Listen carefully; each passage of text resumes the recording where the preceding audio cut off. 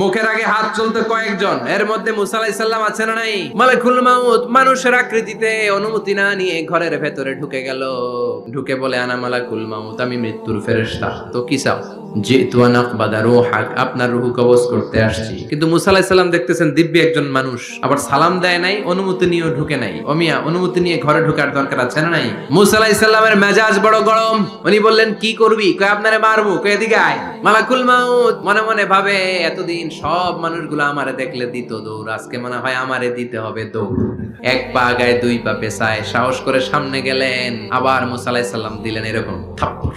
ফাসাক্কাহু ফাফাকু আইনা, বুখারীর বর্ণনা, এক থাপ্পড়ে চোখ নাই, এক দৌড়ে আল্লাহর কাছে। আল্লাহ বললেন, রাখো। এটা মুসা আলাইহিস সালাম, তার মেজাজ বড্ড গরম, আমাকে কথা বলতে হবে। আল্লাহ বললেন, মুসা, বুখারীর বর্ণনা, গরুর পিঠের উপর হাত রেখে দাও। তোমার হাতের নিচে গরুর যত পশম, প্রত্যেক পশমের বিনিময়ে এক এক বছর করে হায়াত বাড়িয়ে দিলাম।